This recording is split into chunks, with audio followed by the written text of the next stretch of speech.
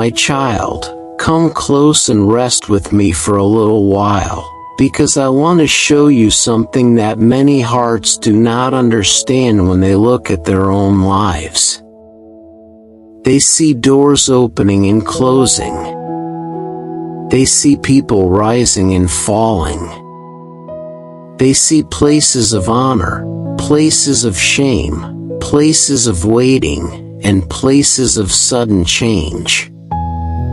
But they do not always see my hand moving behind the curtain. They do not always understand that what feels confusing to them is often a quiet part of my preparation. What looks like a delay to you may be the shaping of your calling. What looks like an uncomfortable path may be the road that carries you into the place where I will use you for more than you can now imagine. There was a kingdom filled with splendor, wealth, and earthly glory. Its halls were dressed in beauty. Its leaders admired power. Its ruler displayed his greatness for many days, as if all could be measured by what the eyes could see. Gold was there, fine fabric was there, rich stones were there, and every sign of abundance was laid out before the people. The palace looked strong. The throne looked secure. The celebrations looked untouchable. Yet even in the middle of that outward greatness, weakness was already present. Pride was present. Vanity was present. Human hearts were still restless beneath all the color and noise. This is one of the first things I want you to understand, my child. Never be too impressed by what shines before men. Never think that public beauty is the same as inward peace. Never assume that the loudest room is the strongest room. Many places that look secure are already trembling within. Many people who appear to have everything are guided by fragile desires, wounded pride, and unstable judgment. The world often teaches you to admire the crown, the feast, the applause, and the display. But I look deeper than that. I look at motive. I look at character. I look at the quiet places where choices are made. I look at the secret movements of the heart. In that royal place, a great feast was held, and with the feast came indulgence, and with indulgence came reckless desire. The ruler, lifted by wine and carried by the confidence of his own position, called for the queen to be brought before the crowd so her beauty could be displayed. He wanted to show to others what he possessed. He wanted public admiration to feed his pride. But the queen refused to come. In that one refusal, the palace was shaken. Anger rose quickly. Advice was sought. Laws were discussed.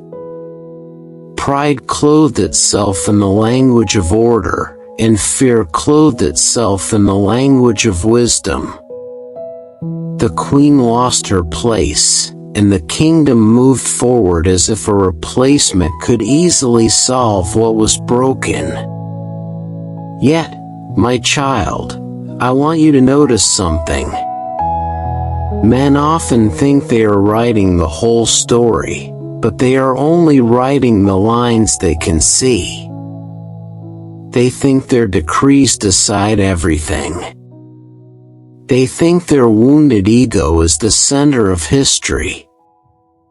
They think their plans will stand because they have authority, titles, and voices around them.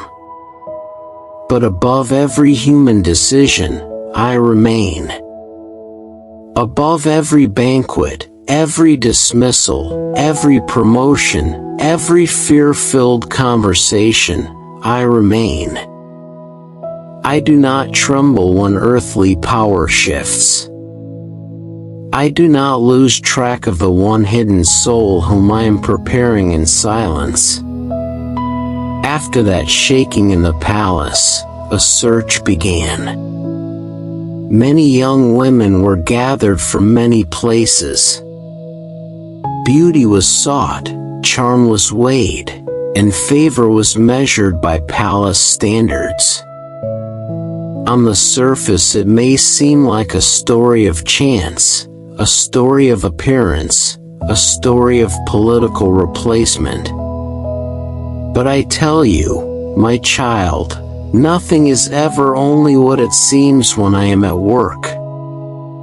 Among all those brought near was a young woman whose beginnings were marked not by royal comfort, but by loss. She was an orphan. She knew what it meant to grow up without the shelter that many others took for granted. She knew what it was to live with dependence, to be guided, to be watched over by someone who cared for her. She did not come from the throne. She did not come from the center of influence. She came from weakness, from vulnerability, from a history that could have made her easy to overlook. Do you see why I want you to hear this, my child? Because many times you think your beginning disqualifies you.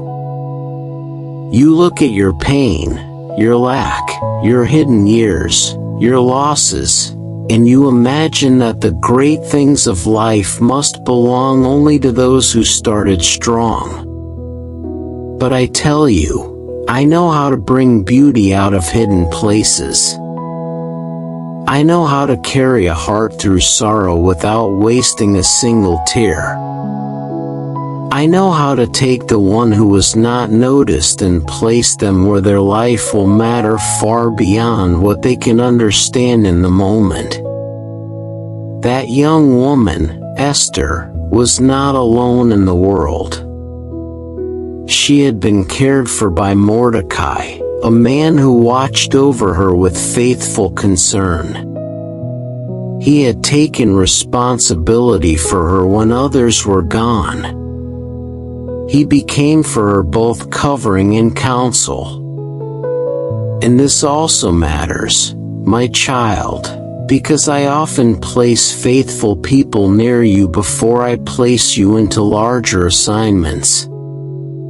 Before public doors open, I often grow quiet loyalty around you.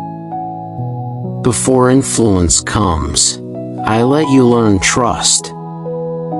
Before your life touches many, I teach you through one faithful voice, one steady guide, one hidden season of formation. Esther was brought into the royal system, but she did not step there as one ruling herself. She listened. She observed. She received guidance.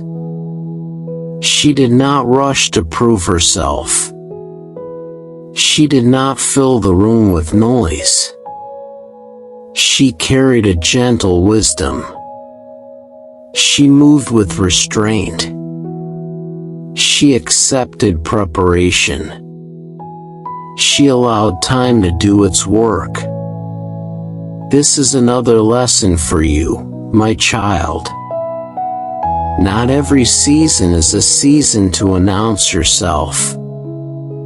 Some seasons are for becoming. Some seasons are for quiet growth. Some seasons are for learning how to carry what you will later be asked to steward. If you despise those hidden seasons, you may miss the strength they are building within you.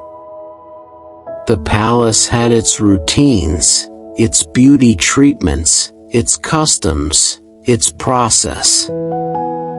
Everything moved according to visible order.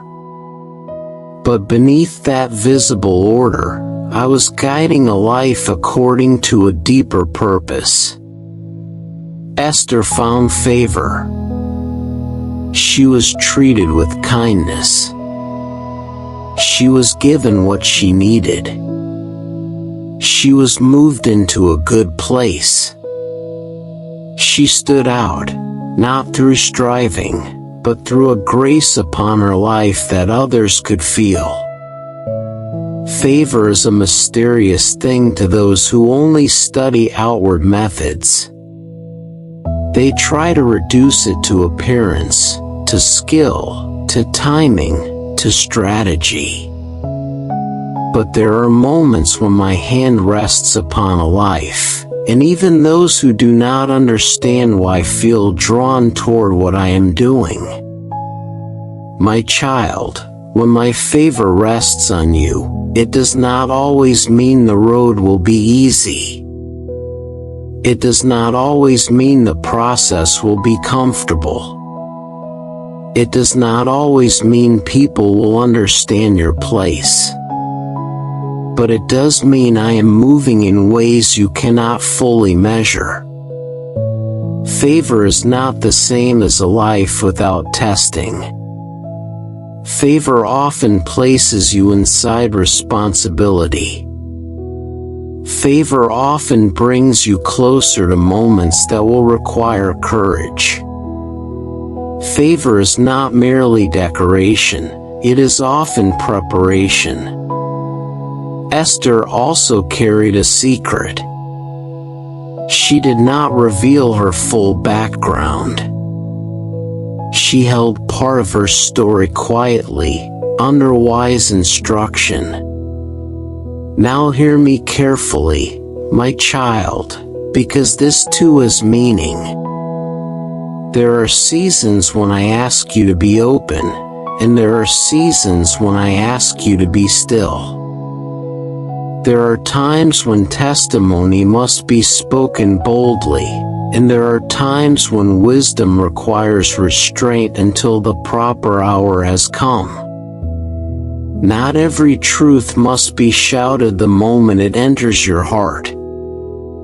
Timing matters. Readiness matters.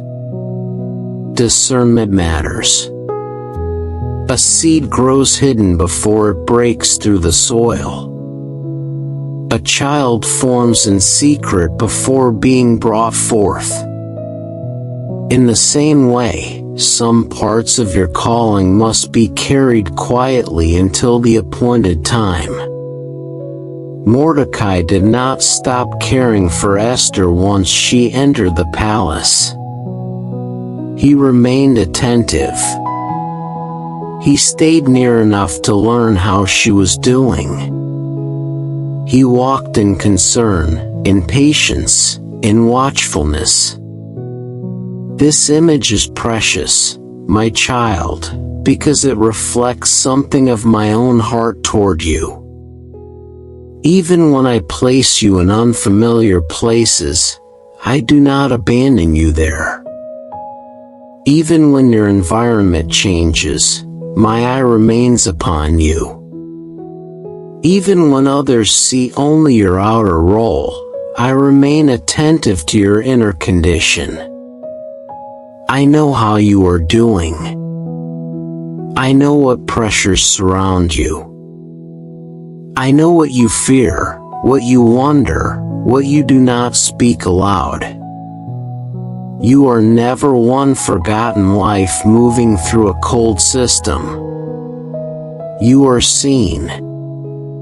Then the day came when Esther was presented before the king, and she found favor beyond the others. She was chosen. The crown was placed upon her head. A young woman once marked by loss was lifted into royal position.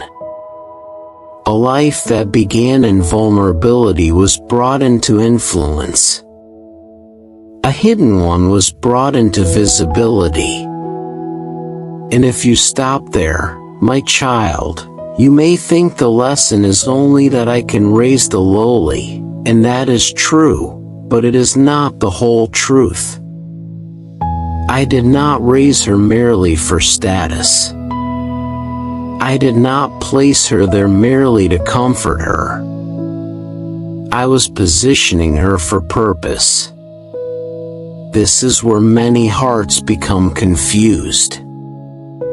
They pray for open doors, and when the door opens they think the story is complete. They pray for promotion, and when promotion comes they think the blessing is only personal. They pray to be lifted, and when they are lifted they forget to ask why. But I tell you, when I place you somewhere, I do not do it carelessly. If I bring you into influence, there is a reason. If I give you access, there is a reason. If I cause you to stand where others cannot stand, there is a reason. Your position is not only about your comfort, it is often connected to someone else's rescue, someone else's healing, someone else's future, someone else's deliverance. So do not measure your life only by what it gives you. Ask me what it allows you to protect. Ask me whom it allows you to bless. Ask me where it allows you to stand as a witness of my wisdom, my mercy, and my faithfulness. Esther became queen, but heaven was not celebrating a title, heaven was preparing an answer. She stepped into honor, but that honor carried a coming assignment. She entered beauty, but beyond the beauty stood a burden she had not yet seen. And still, even in that early stage, another thread was being woven. Mordecai, sitting near the king's gate, became aware of a plot. Two officials were angry. Their hearts turned toward violence. They planned harm against the king. Mordecai learned of it and passed the warning through Esther. Esther then reported it, and the matter was examined and found true. The danger was exposed. The lives involved were judged. The event was written down in the royal record. Now this may seem like a small detail in the flow of the story, but I want you to slow down and notice it, my child. Mordecai did what was right, yet in that moment he did not receive immediate public honor. What he did was simply recorded. It was noted, stored away, placed into memory, and then life appeared to move on. How often this happens in your own journey? You obey me. You act with integrity. You warn when warning is needed. You serve with clean hands. You choose truth when falsehood would be easier. And then, instead of immediate reward, there is silence. Instead of visible recognition, there is only a record in places you cannot see. Do not let that trouble your heart, my child. I know how to remember what others fail to reward. I know how to preserve the record of your obedience. Nothing done in faithfulness is wasted before me. Nothing done in quiet integrity disappears into emptiness. The world may move on quickly. People may overlook your sacrifice. Your labor may seem to pass without applause. but I do not lose the record of the faithful. I do not misplace the hidden obedience of those who fear me. There are things written in places you cannot yet access, and in the proper time what was only recorded will become revealed. This first part of the journey is deeply important for you to understand, because it teaches you how I work before the crisis becomes visible. Before the danger fully rises, I am already positioning. Before the need becomes urgent, I am already arranging. Before the enemy shows his hand, I am already placing Esther in the palace, Mordecai at the gate, favor in the right hearts, memory in the record, and timing into motion. You often only notice me when the storm breaks. But I am working long before that. I prepare before I reveal. I arrange before I announce. I lay foundations in silence. So when your life feels hidden, do not despise it. When your season feels unclear, do not call it empty. When you cannot explain why you are where you are, do not rush to believe that nothing meaningful is happening. I may be teaching you patience. I may be deepening your discernment. I may be placing you where one day your voice will matter more than you now understand. I may be surrounding you with unseen preparation that will only make sense later. My child, some of you listening are in the hidden season now. You are not in the battle yet, but you feel the shaping. You are not at the great turning point yet, but you sense that life is moving in ways you did not plan. Some doors have closed behind you, others have opened before you, and you do not fully know what to call this new place. Do not be afraid. I am not confused about your life.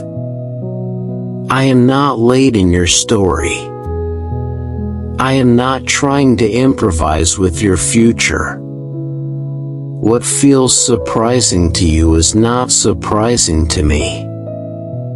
I am the one who sees from beginning to end, and I lead with care. Learn from Esther that gentleness is not weakness. Learn from her hidden season that quiet preparation matters. Learn from Mordecai that faithful watchfulness matters. Learn from the palace that not all beauty is peace. Learn from the fallen queen that prideful systems shift quickly. Learn from the record at the gate that silent obedience still lives before me. Learn from the crown that promotion is not the end of the story, but often the beginning of assignment. And above all, learn this, my child, I can take the life that feels ordinary, vulnerable, unnoticed, and I can place it in the very center of my purpose. I can bring you from the edges to the place where your presence matters. I can carry your story through rooms you never imagined entering. I can preserve your heart in places that do not naturally produce peace. I can teach you when to speak, when to wait, when to reveal, when to remain quiet. I can do more with one surrendered life than the proud can do with all their displays of power. So rest in my wisdom tonight. Rest in my timing. Rest in the truth that your hidden years are not forgotten years. Rest in the assurance that your tears, your restraint, your growth, and your quiet obedience are all part of a larger story that I am still unfolding. You do not need to force your own crown. You do not need to panic over what has not yet happened. You do not need to understand every movement around you before you trust me. Stay close to me. Let me shape your heart. Let me build what must be built within you. Let me prepare you in peace for what will one day require courage. Prayer. My Lord, teach me to trust your hidden work in my life. Help me rest in your timing. Prepare my heart in quiet seasons, and lead me into every place you have chosen for me with humility, peace, and faith. My child, now I want to lead you deeper into the story, because after seasons of quiet preparation there often comes a season when darkness begins to show its face. Many hearts imagine that if I place them in a better position, then trouble will never reach them again. Many believe that once they enter a place of stability, all danger has passed. But I tell you gently, that is not how life in this world works. Position does not remove the need for courage. Favor does not cancel the reality of conflict. Even when my hand is upon you, there may still come moments when evil rises, pressure grows, and fear spreads through the land. Yet even then, my child, I am not absent. Even then, I am not undone. Even then, I am still shaping deliverance through people who do not yet realize how greatly they will be used. In the palace there came a man named Haman, and he was lifted high in the kingdom. He was given a place above many others. He was honored by public command. Men were expected to bow low before him. His place was visible, his pride was fed, and his heart grew more dangerous as his honor increased. This is a truth you must learn carefully, my child. Not every promotion makes a person better. Not every seat of power is filled by wisdom. Not every honored man is a righteous man. Some people rise in position while their inner life remains diseased. Some wear authority as if it were proof of virtue, but honor in the sight of men can easily hide corruption in the soul. Pride is one of the most blinding forces in the human heart. It does not merely enjoy being seen, it demands submission. It does not merely want respect, it wants worship. It cannot bear resistance, and it interprets any refusal as a personal attack. Pride grows hungry the more it is fed. It begins by wanting admiration, then moves to control, then hardens into cruelty. A proud heart does not know how to be satisfied with simple honor. It must rise over others, and it must punish anyone who reminds it that it is not supreme. At the king's gate sat Mordecai, and when all others bowed before Haman, he would not kneel down to him. He would not bend himself in false honor. He would not surrender his integrity in order to preserve comfort. Day after day the pressure around him increased. Day after day voices questioned him. Day after day he was pressed to comply, to fit the pattern, to avoid trouble, to do what all others were doing. Yet he remained unmoved. Do you see the weight of this, my child? Sometimes the most dangerous thing a righteous person can do is simply remain faithful. Sometimes the world does not hate you because you attacked it, but because you refused to surrender to it.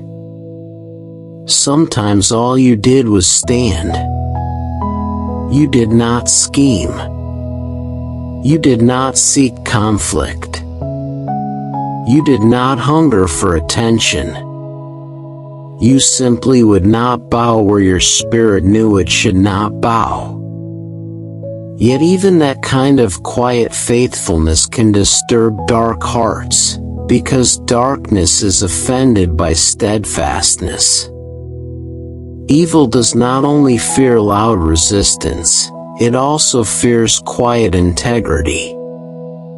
Many of my children think faithfulness should always be easy to explain, but often it places you in painful tension. Others may say, "Why can you not just be flexible? Why can you not adjust? Why do you have to make things difficult? Why can you not do what everyone else is doing?" Yet the deeper question is this: what does truth require of you? Not what is easiest, not what is most approved, not what is safest in the moment, but what is true. Mordecai stood in that tension, and his refusal awakened fury in the heart of Haman. When Haman learned not only that Mordecai would not bow, but also that he belonged to the Jewish people, his anger grew larger than one man. He did not stop at personal insult. He expanded his hatred outward. He turned one offense into a campaign of destruction. That is the nature of evil, my child. It rarely stays small if it is allowed to grow unchecked. It begins with resentment, then searches for a wider target. It takes a wound to the ego and turns it into cruelty against many. A man without truth in his heart can use his private rage to justify public violence. So Haman began looking for a way to destroy not only Mordecai, but all of Mordecai's people throughout the kingdom.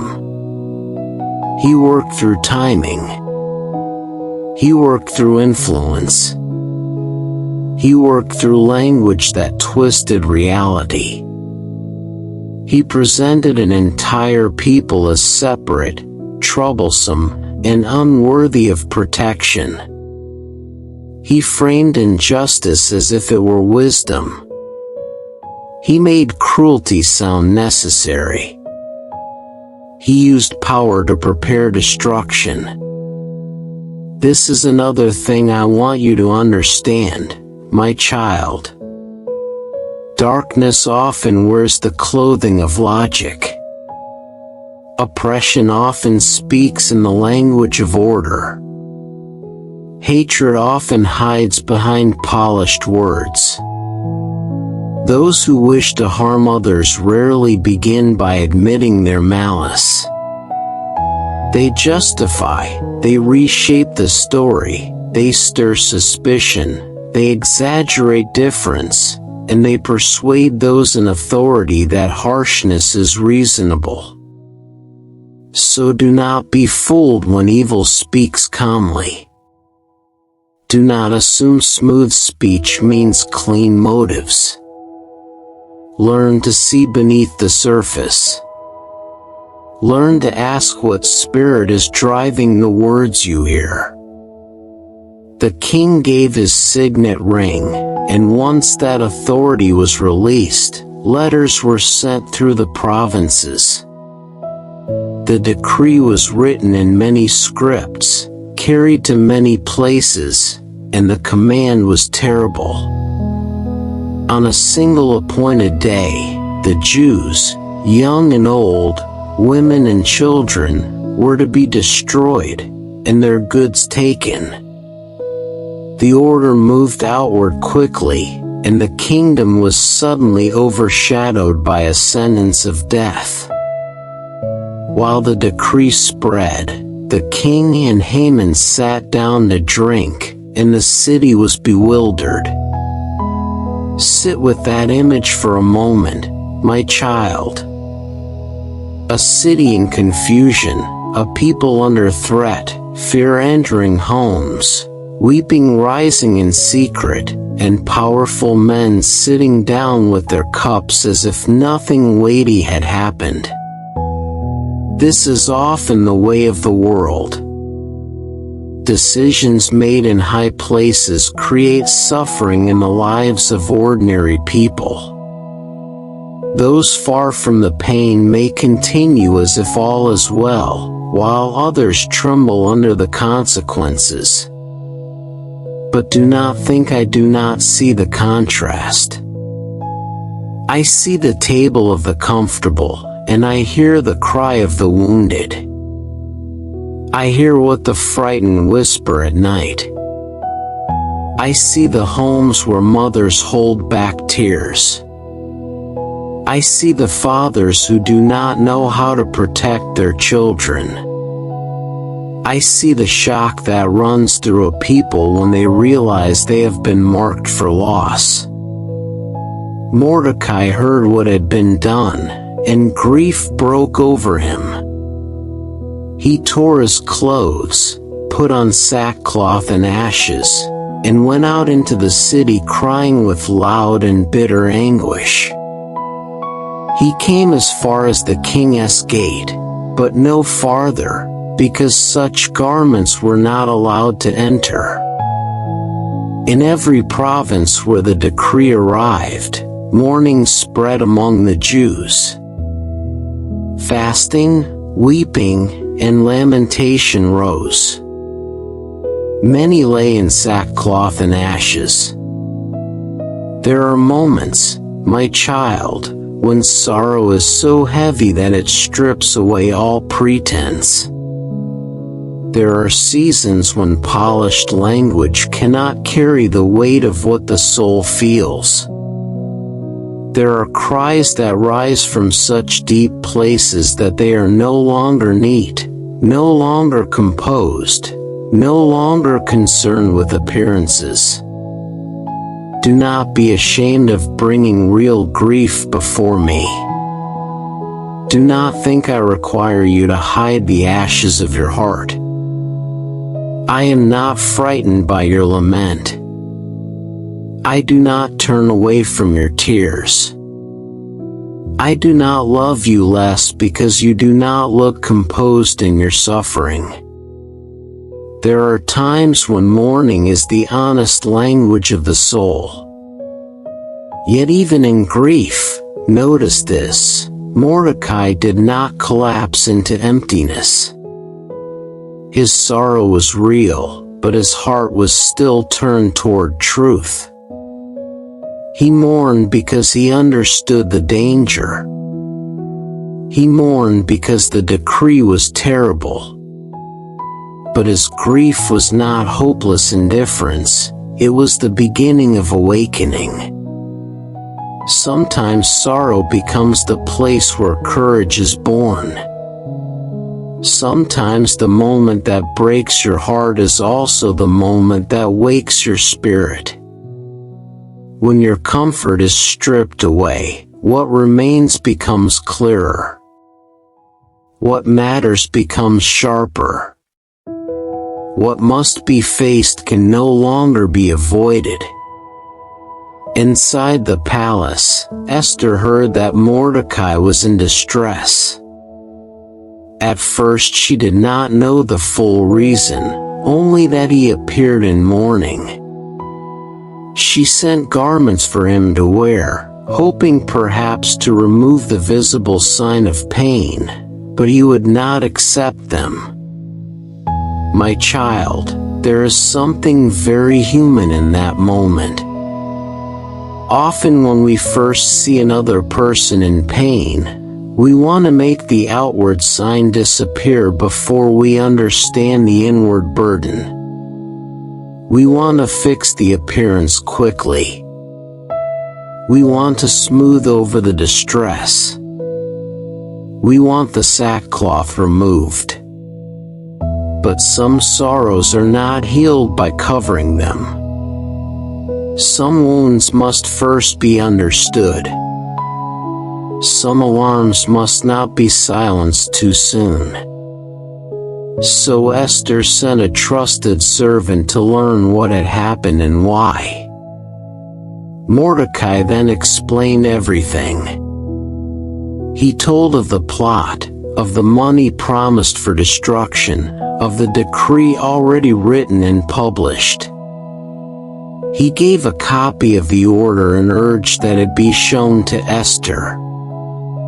He charged her to go to the king, to plead for mercy, and to intercede for her people. Now the hidden season was beginning to shift. The one placed in the palace was being called toward purpose.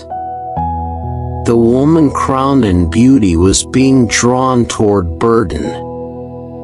The quiet life within royal walls was being interrupted by the cry of a threatened people. This is often how I work, my child. I do not place you somewhere merely to let you enjoy the place. In time, the need connected to your position becomes visible.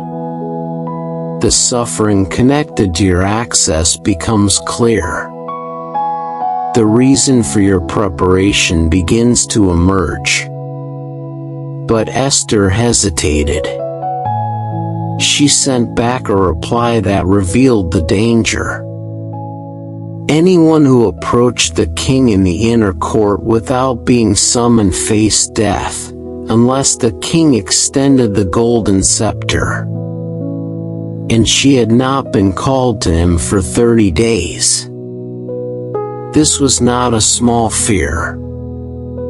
This was not a dramatic excuse.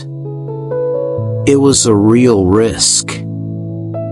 To step forward could cost her life.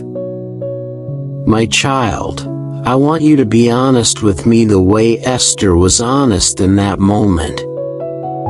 Courage does not begin by pretending there is no danger. Faith does not require you to lie about what obedience may cost. There are moments when the call upon your life will bring you face to face with very real fear. You may not know how the door will open. You may not know whether favor will meet you. You may understand clearly what could go wrong. And in those moments, I do not ask you to become numb. I ask you to bring your trembling heart into the place where faith can speak louder than fear. Mordecai answered Esther with words that cut through comfort. Do not think that being in the king's house will spare you, he said in essence. If you remain silent, deliverance will come from elsewhere, but you and your father's house will perish. And who knows whether you have come to royal position for such a time as this. My child, those words still echo through many lives. There are times when silence feels safer, but silence is not always shelter. There are moments when you are tempted to hide behind your position, your distance, your comfort, your schedule, your fear, or your uncertainty. You may think, perhaps this burden belongs to someone else. Perhaps I can remain untouched. Perhaps it is better if I stay quiet and preserve what I have. But there are callings that will not let your soul rest in avoidance. There are moments when you must ask, why have I been placed here, And for whom? For such a time as this. These words speak of holy timing. They speak of purpose hidden inside circumstance. They speak of my ability to take all the threads of a life, sorrow, obscurity, preparation, access, favor, influence, and draw them together in one decisive hour. I do not waste seasons, my child. I do not lose the hidden years. I know how to prepare a person long before the moment that reveals why the preparation was needed. Maybe you have wondered why you endured certain seasons. Maybe you have asked why I allowed you to learn patience, why I let you walk through loneliness, why I placed you in environments that stretched you, why I taught you restraint, why I did not answer every prayer with immediate relief. Sometimes the answer only becomes visible when another person's self-need meets the place where I have prepared you.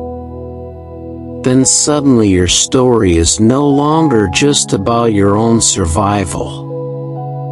It becomes a vessel for someone else's rescue.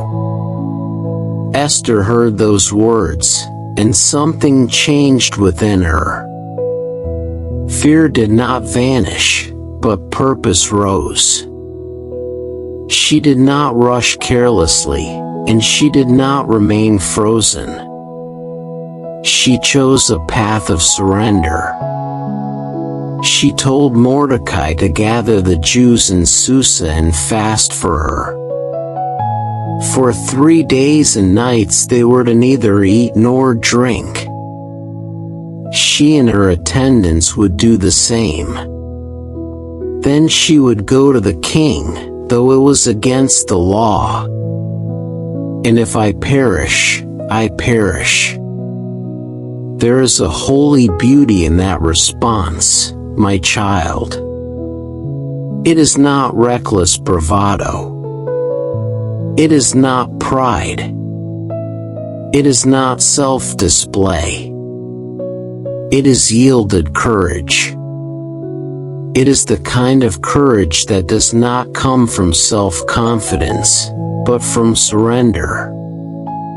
Esther did not place her trust in charm, in status, in palace skill, or in human control. She moved toward the crisis through fasting, through humility, through dependence. This is where true courage is strengthened, not in the noise of the flesh, but in the surrender of the soul. Learn this well, my child. When the burden before you is greater than your own strength, come near to me in humility. Fast from what fills you with distraction. Lay aside what clouds your spirit. Gather your heart in dependence. Let the fear that could have scattered you instead drive you into deeper surrender. The most powerful moments in a believer's life are often born in hidden consecration.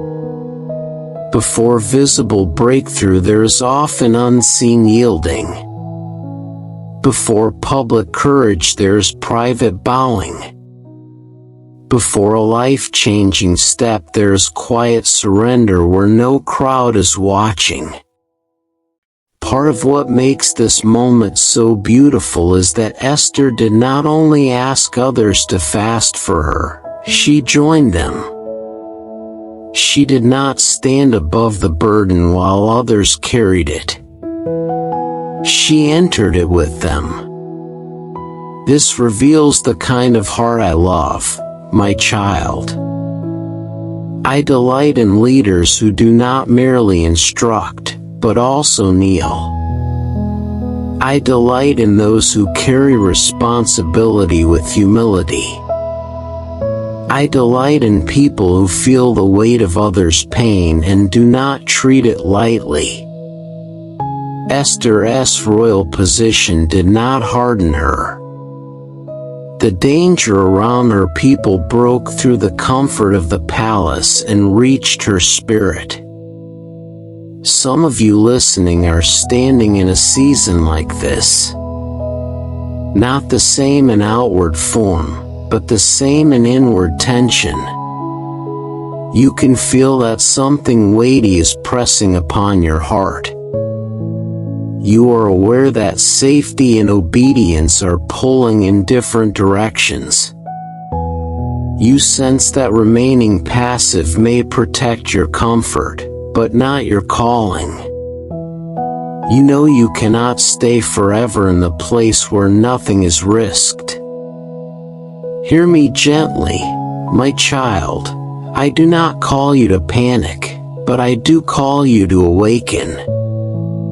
I do not call you to act in fleshly haste, but I do call you to come close, to fast in spirit, to listen, and then to step when the time comes. There is also another movement happening in this part of the story, one that reveals the emptiness of the proud. While Esther prepares through fasting, Haman continues feeding his pride.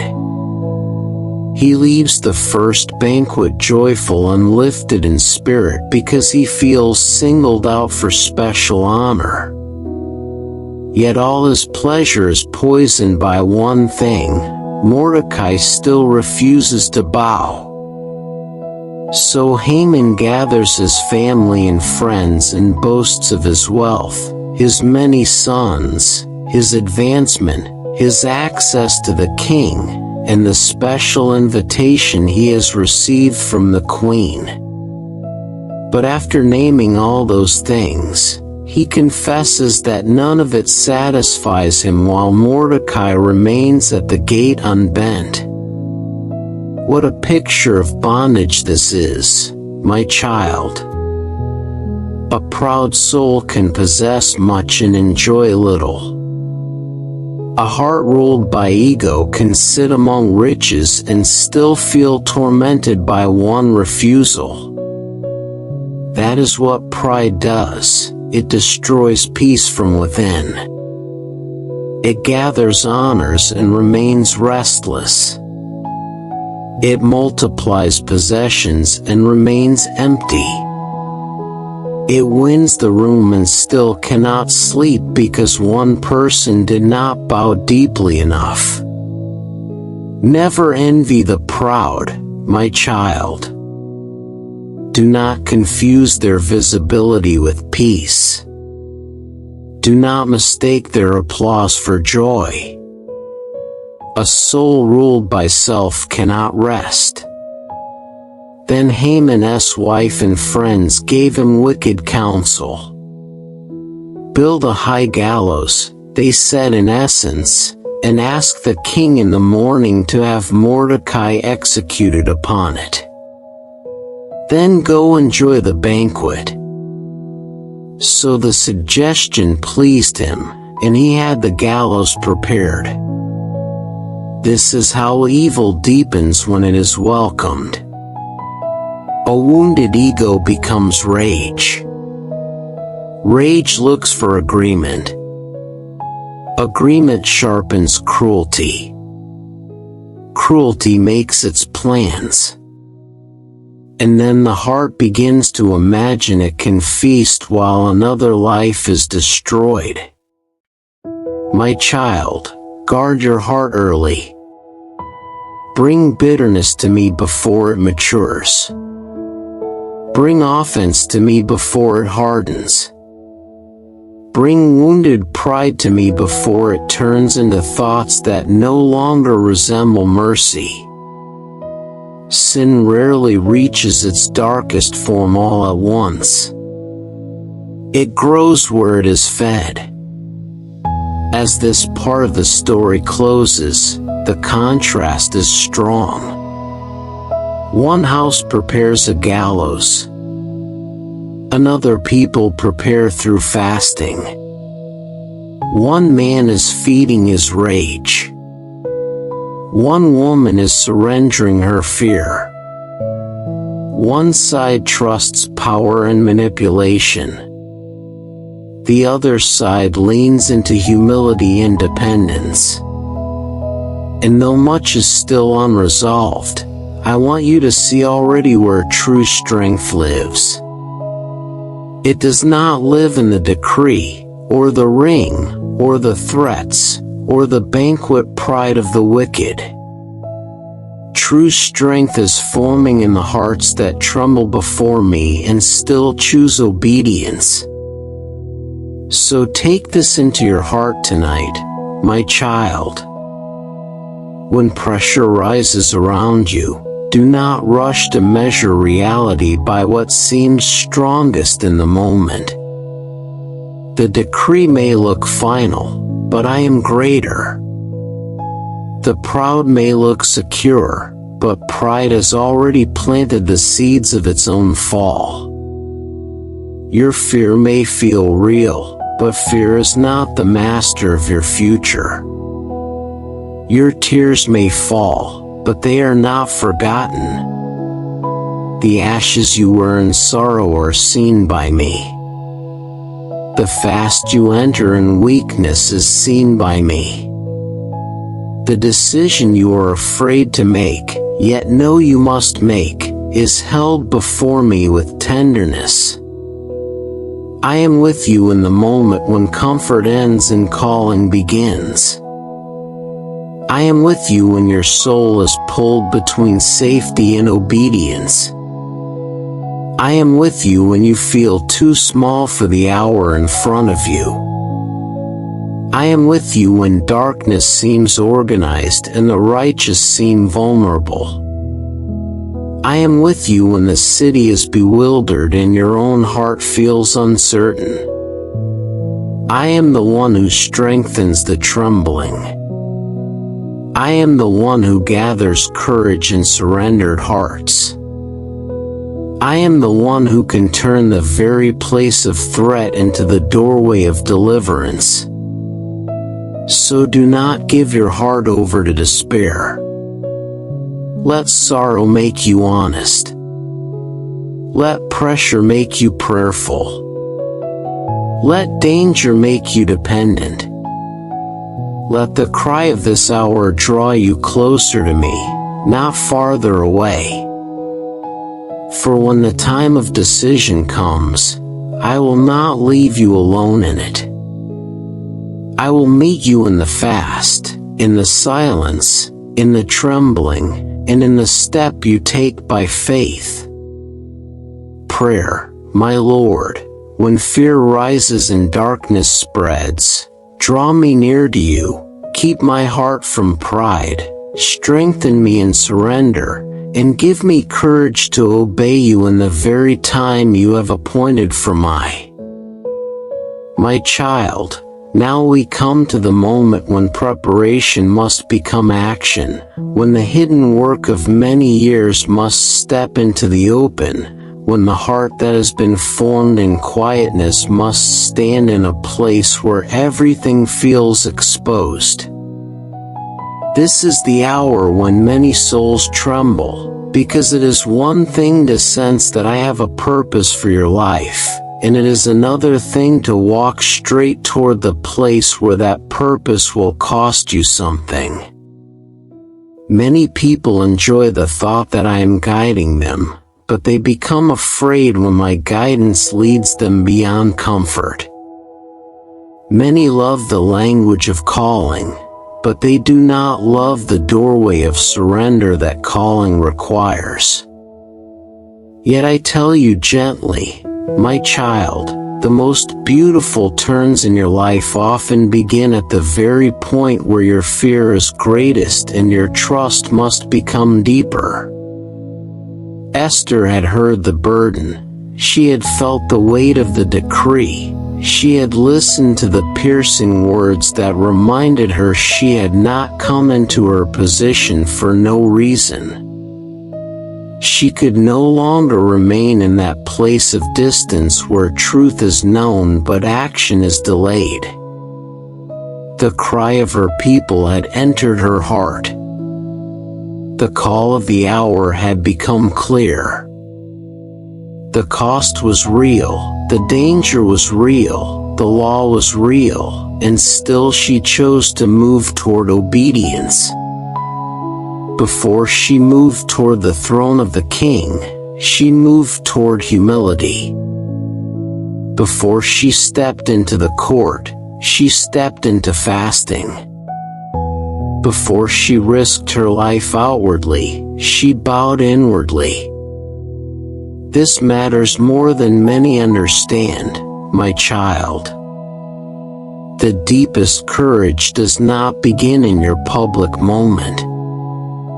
It begins in the secret turning of the heart toward me.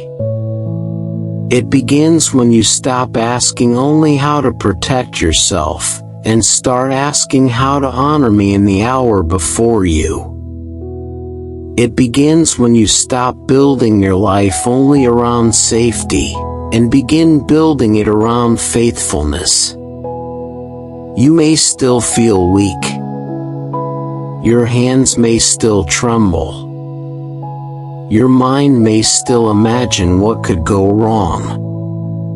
Yet when your spirit yields to me, something stronger than self-protection begins to rise within you. There are moments in life when fasting is not only about food, but about clearing space within the soul. It is about laying aside noise, fear, self-reliance, and scattered thoughts so that your heart may become steady before me. Esther called for a fast because she understood that this was not merely a political problem, it was a spiritual moment. She knew she needed more than timing, more than beauty, more than palace wisdom. She needed inner strength. She needed clarity. She needed help from beyond herself. My child, never be ashamed of needing help beyond yourself. The world may tell you to project confidence at all times, to look strong at all times, to act as if you carry every answer within your own mind. But I tell you that true strength is found when you know your need for me. Some of my children keep trying to face important moments with exhausted hearts, distracted minds, and spirits filled with noise. Then they wonder why they feel unstable. They wonder why fear dominates their thoughts. They wonder why their peace feels thin. But there are battles that require consecration. There are thresholds that require stillness. There are callings that cannot be carried well unless the soul first grows quiet in my presence. If you want clarity, come close.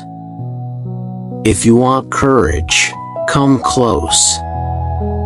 If you want peace that does not collapse under pressure, come close. The place of surrender is not weakness, it is where I make you ready.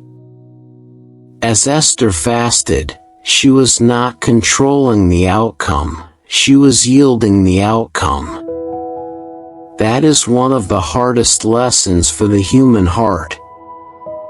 Many people want courage only if courage comes with guaranteed results. They want obedience only if obedience promises visible success. They want to say yes to me only if I explain every step ahead of time and remove every possibility of pain. But that is not how trust grows. Trust grows when you place yourself in my hands without demanding full control. Esther reached the place where she could say, "If I perish, I perish." This was not hopelessness, it was surrender. It was not despair, It was the release of self-preservation into the hands of a greater purpose. My child, there are moments when your heart must say something similar. Not with coldness, not with numbness, not with drama, but with holy surrender. You must reach the place where obedience matters more than your image, more than your comfort, more than the dream of staying untouched by risk. This does not mean I delight in your suffering. It means there are hours when your life becomes most alive precisely because you stop clinging to yourself and entrust yourself to me. The soul that tries to save itself at all costs often ends up shrinking. The soul that yields itself to me becomes spacious, courageous, and free. On the third day, Esther put on her royal robes and stood in the inner court of the palace, directly before the hall of the king. The king was seated on his throne, facing the entrance. This is a powerful image, my child. She did not hide behind the wall. She did not send another message. She did not ask someone else to take her place.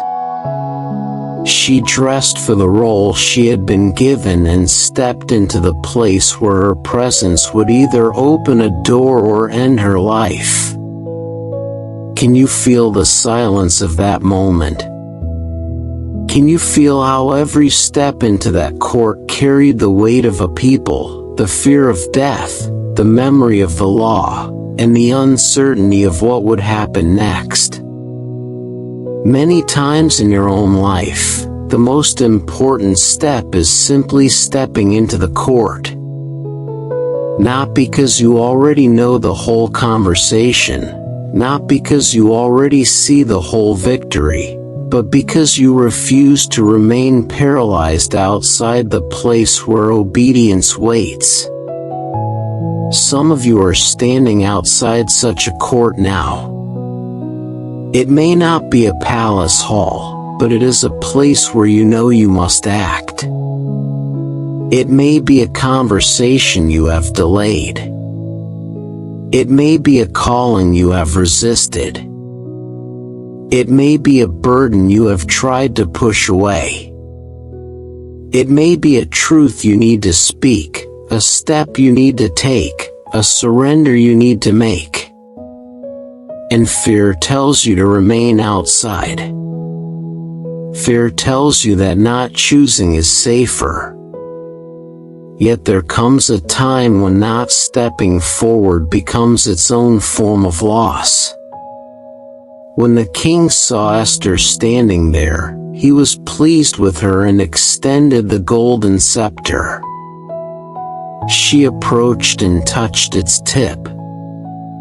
In that moment the door opened. The feared rejection did not come. The life she placed in my hands was met with favor. I want you to see something beautiful here, my child. She did not make the king extend the scepter. She did not manipulate the moment. She did not force the response. She simply obeyed, and the opening came. Often your part is to step forward in faith, and my part is to open what you cannot open yourself. If you remain forever outside the door, you may never see the mercy waiting inside. But if you obey me and move when I tell you to move, I know how to meet you there. This does not mean every step of obedience will immediately feel easy. Sometimes I open the first door, but the full unfolding still takes wisdom and patience. That is what we see next in Esther. The king asked what she wanted, even offering up to half the kingdom. But Esther did not reveal everything at once. She invited the king and Haman to a banquet she had prepared. At the banquet, when again the question came, she still did not speak her full request. Instead, she invited them again for another banquet on the following day and said she would answer then. Now this, my child, is not hesitation born from fear alone. It is discernment growing inside obedience. There is a difference between cowardice and wise timing. Some people speak too early because they cannot bear tension. Some reveal everything the moment they gain a hearing, not because it is best, but because they are ruled by inward urgency. But Esther teaches another way. She moved when it was time to move, yet she also waited when it was time to wait. She did not confuse action with hurry. She did not mistake courage for impulsiveness. She stepped forward bravely, but she also allowed the moment to ripen. This is a lesson many need, my child. Not every open door means say everything immediately. Not every opportunity must be filled with haste. Some moments require you to stand, then watch, then wait, then speak. Spiritual maturity is not only knowing when to move, but also knowing how to move. My wisdom is not merely found in big acts of courage, it is also found in measured timing, careful speech, and patient restraint. Esther had already crossed the greatest threshold by entering the court. Now she waited for the right unfolding of what she had entered. While this holy patience was unfolding in Esther, another movement was taking shape in Haman. He left the banquet glad and lifted in spirit because he had been singled out for special favor. Yet when he saw Mordecai at the gate still not rising, still not trembling before him, all his pleasure curdled again into rage. This is one of the saddest patterns in the human soul when pride rules it. Pride cannot enjoy blessings because it is too busy measuring honor. Pride cannot rest because it needs constant recognition. Pride turns abundance into bitterness when one person refuses to feed its image. Haman had access to influence, wealth, and private favor at the Queen Esther table, yet one unbowed man still ruled his emotions. My child, never let your peace become dependent on the reactions of others. If your peace depends on being praised, then criticism will own you. If your peace depends on being admired, then rejection will break you. If your peace depends on everyone around you affirming your worth, then your soul will never rest. I did not create you to live as a prisoner of human response. Your identity must be rooted in something deeper. Haman had everything the proud heart thinks it wants, and still he was miserable.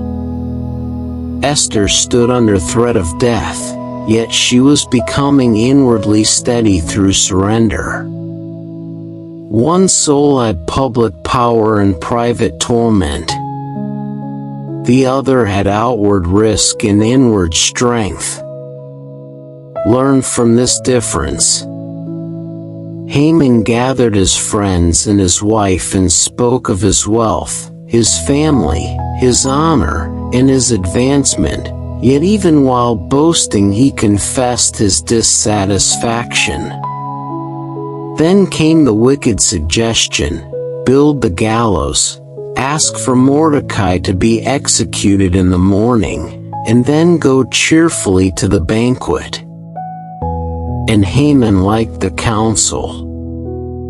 He ordered the high gallows prepared.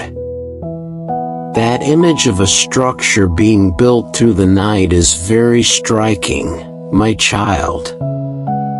While Esther was fasting, Haman was building an instrument of death. While one heart was yielding to me, another was hardening itself against all mercy. While one life was aligning with purpose, another was arranging its own destruction without realizing it. There are times when the enemy appears very active, very organized, very prepared. The gallows may seem tall. The threat may seem close. The plans against you may look carefully arranged. And if you only judge by visible movement, you may become afraid. But I tell you, my child, not every structure built against you will stand. Not every plan formed in darkness will prevail. Not every threat raised high will accomplish what it promises. There are things the enemy prepares that will become witnesses of his own downfall. There are traps laid for the faithful that will not end the story the way evil intends. Still, in the middle of all this, Esther did not yet know how I would turn the story. That is often the hardest part for you, my child. You want courage, but you also want explanation. You want to obey, but you also want assurance of how the outcome will unfold. You want to stand in the court, but you also want me to tell you every step that will follow. Yet most of the time I lead differently. I give enough light for the step you are on. I strengthen your heart for the act before you. I teach you to depend on me in real time. Esther could not see the full reversal yet. She could only see the next right movement. And that was enough for that hour. Some of you are troubled because you do not yet see the whole answer. You have prayed. You have fasted, you have stepped forward, but the story is not yet resolved. Hear me clearly, my child. Partial unfolding is not abandonment. Just because the full answer has not appeared does not mean I am absent. Just because the danger has not vanished does not mean your obedience was wasted. Esther stood in the court and found favor, yet the final request was still ahead. Haman built the gallows, yet the final reversal was still ahead.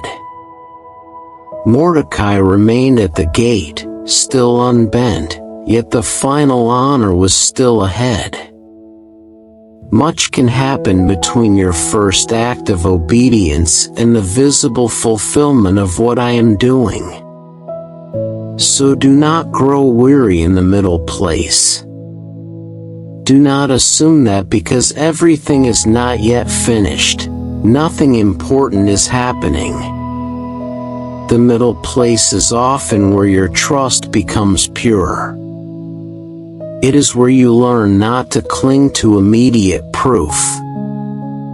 It is where your heart is trained to rest in my faithfulness rather than your own ability to predict outcomes. You may have already stepped into the court, but still find yourself waiting for the full answer. Stay close to me there. but the middle place is holy too. Esther's courage also reminds you that obedience is rarely detached from love. She did not step forward to preserve an abstract idea. She stepped forward because people were under threat. Her heart was tied to others. Love gave weight to her courage. And love is one of the ways I strengthen my children for costly obedience. When you care only about self-protection, you shrink from hard things. But when love widens your heart, you begin to carry burdens differently. You begin to endure what you once thought impossible. You begin to find strength for the sake of those entrusted to you. My child, ask me to widen your heart. A narrow heart always lives in fear. A wide heart learns courage. A narrow heart asks only, what will happen to me? A wide heart asks, how may I serve? How may I stand? How may I love faithfully in this hour? Esther's love for her people drew her beyond the instinct to remain silent. In the same way, love for me and love for others will often draw you beyond the fear that tries to keep you small. And let me say this to the heart that feels unready. Esther did not become brave because she had no fear. She became brave because fear no longer held the final word. She did not become useful because she felt naturally strong. She became useful because she surrendered herself to a greater purpose. So stop waiting to feel fearless before you obey me. If you wait for fearlessness, you may wait forever. Come to me with the fear you actually have.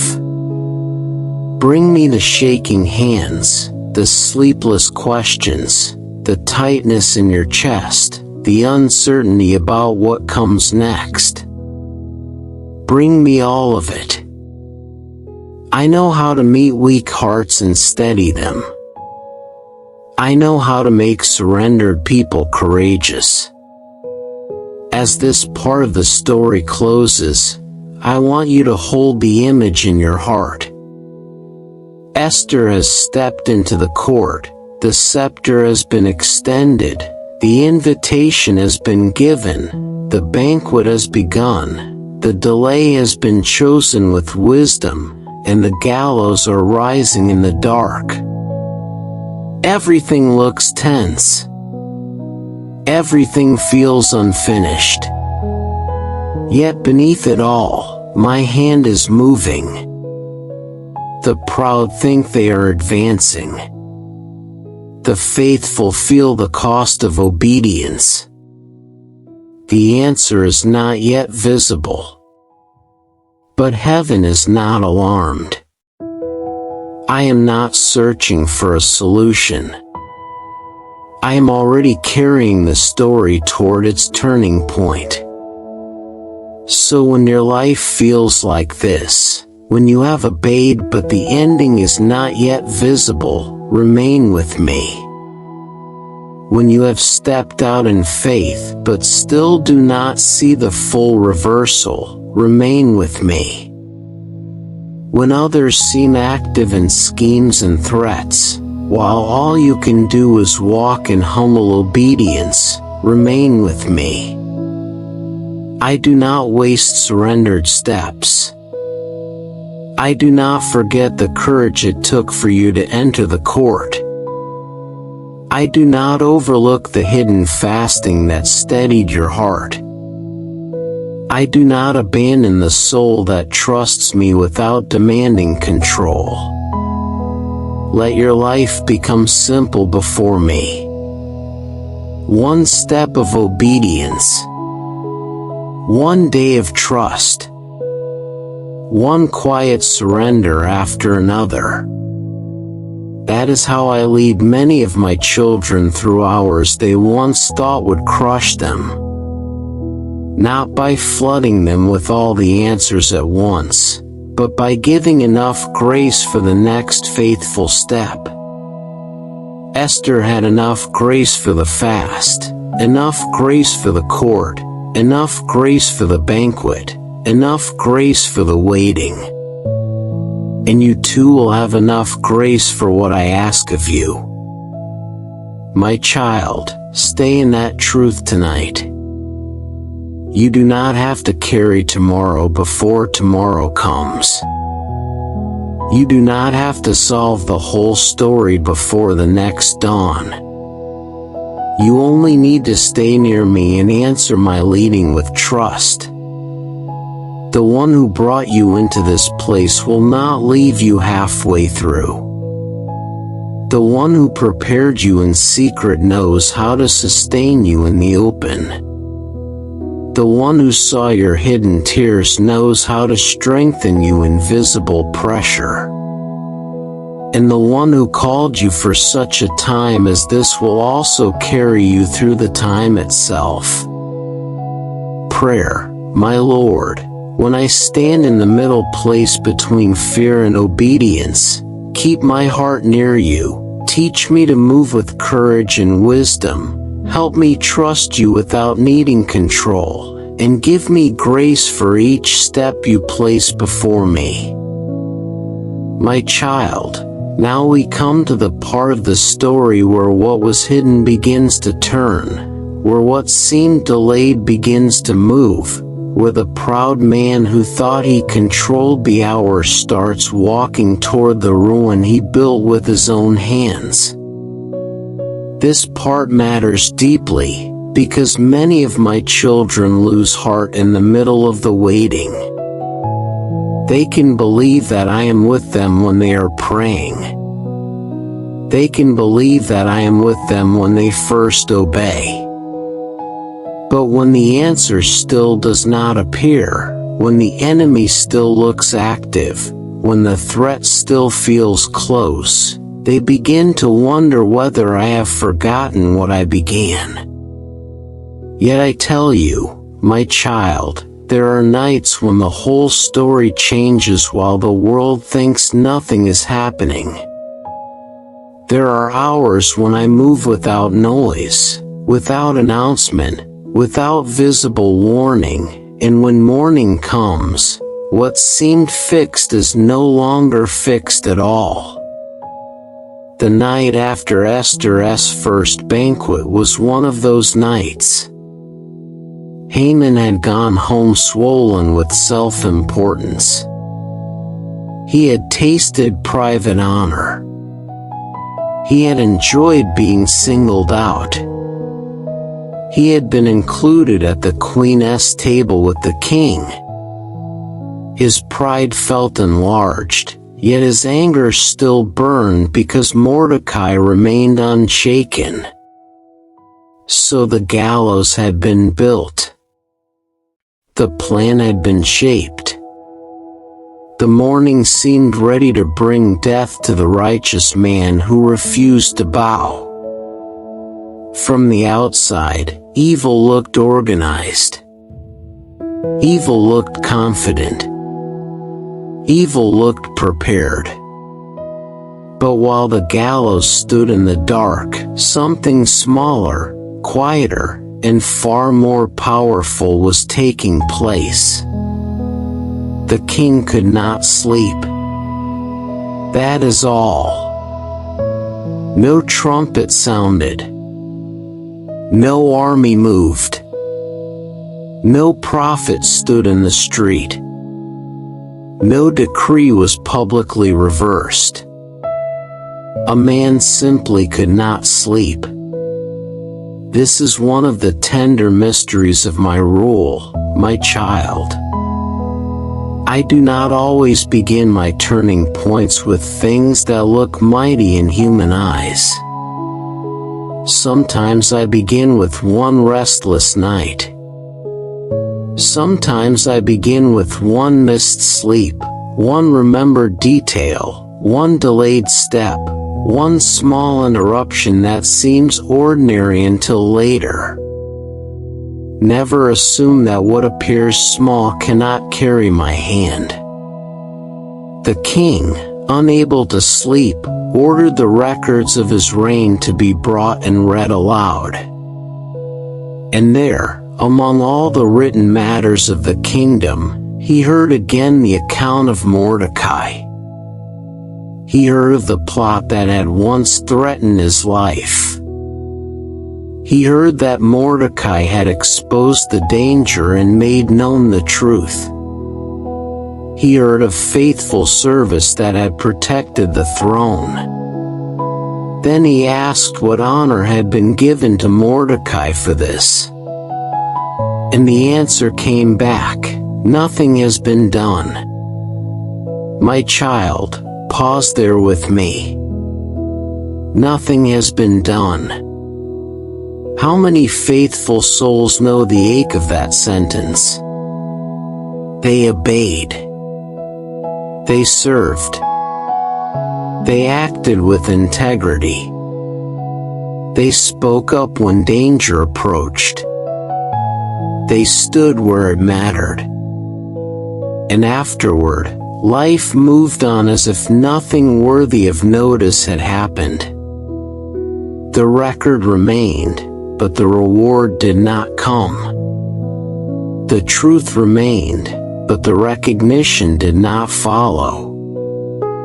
And perhaps they wondered whether their faithfulness had been overlooked forever.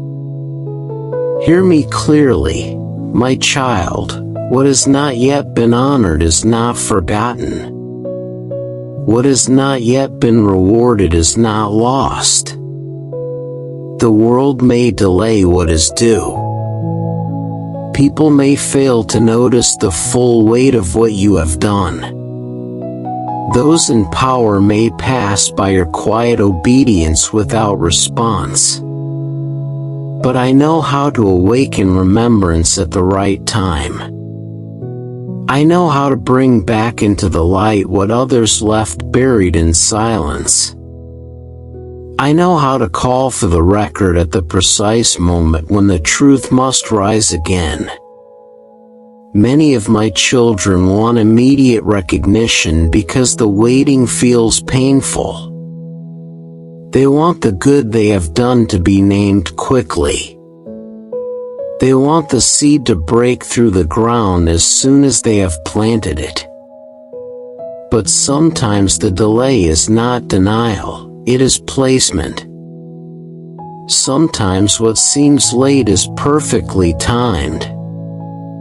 If Mordecai had been honored earlier, the meaning of that honor would not have struck with the same force. But now, at the very hour when Haman was preparing to ask for Mordecai's death, the king was being reminded that Mordecai had preserved his life. The delay itself became part of the timing. What seemed forgotten became positioned for greater effect. So do not despise the season when your faithfulness appears buried in the record. Do not assume silence means emptiness. I may be preserving your obedience for an hour when its remembrance will matter more than you know. I may be allowing the gaps so that when I move, the contrast will be clearer. I may be teaching you that your peace cannot depend on the speed of human recognition. Let your heart rest in this. I do not lose track of the faithful. Then the king asked who was in the court, and at that exact time Haman had entered, ready to speak about hanging Mordecai on the gallows he had prepared. Look at the precision of this, my child. Haman thought he had arrived early for his own purpose, but he had actually arrived inside mine. He came expecting death for another, but he walked into the beginning of his own humiliation. He thought he controlled the conversation. He thought he knew why the morning had opened. He thought his rage was about to be rewarded. Yet before he could even speak his request, the king asked him a question. What should be done for the man whom the king delights to honor? Because pride had filled Haman's heart, he immediately believed the honor must be meant for him. Pride is blind in this way, my child. It hears every open possibility as personal destiny. It interprets every sign through self-importance. It cannot imagine that another could be lifted instead. A proud heart lives inside its own reflection. It cannot see clearly because it is too busy measuring everything by itself. So Haman answered with great eagerness, Let the honored man be clothed in the king's robe. Let him ride the king's horse. Let a noble prince lead him through the city and proclaim his honor before all. In that answer, Haman described his own secret desire. He revealed what his soul longed for. Public display, visible exaltation, citywide recognition. He wanted to be seen, lifted, celebrated. Yet the next words from the king cut straight through his fantasy. Go at once, the king said in essence. Do exactly as you have said for Mordecai the Jew who sits at the king's gate. Do not neglect anything. My child, there are moments when I allow the proud to speak their own humiliation before they know what they are saying. There are times when their own mouth prepares the shape of what will undo them. The man who wanted worship now had to clothe the one he hated. The man who could not bear an unbowed heart now had to publicly exalt that same man. The one who built the gallows now had to lead the horse. Can you feel how sharp this turning was? One moment Haman imagined himself ascending, and the next he was carrying the honor of the very man he wanted dead. This is why I tell you not to fear the confidence of the wicked too much. Their certainty is fragile. Their plans are not sovereign. Their confidence may be high at night and broken by morning. One question, one memory, one interruption from me can reorder what looked settled. You may think the enemy is too far ahead, but he never outruns my timing. You may think the story has gone too far in the wrong direction, but I am not limited by the momentum of darkness. I know how to turn a scene with one movement of my hand. So Haman took the robe and the horse, clothed Mordecai, and led him through the city streets proclaiming honor over him. Picture that scene with me, my child. Mordecai, who had quietly sat at the gate. Mordecai, who had refused false honor. Mordecai, whose faithful deed had waited in silence. Mordecai, whom Haman despised. Now he was the one publicly lifted. And the man forced to proclaim his greatness was the very one who had tried to destroy him. I want you to notice what Mordecai did afterward. He returned to the king's gate. He did not become intoxicated with the moment. He did not start celebrating himself. He did not abandon his place in vanity. He returned to the gate. This humility is precious, my child. When I honor you, remain anchored.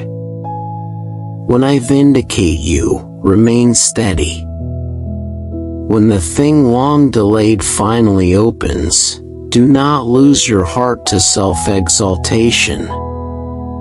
Public honor can test a soul just as surely as public suffering can. Mordecai passed through the honor and returned to his place. He did not let the moment own him. Haman, by contrast, rushed home grieving, his head covered. He told his wife and his advisors what had happened. Even they began to sense that his downfall had started. They perceived that if Mordecai stood under a favor greater than Haman's power, then Haman would not prevail.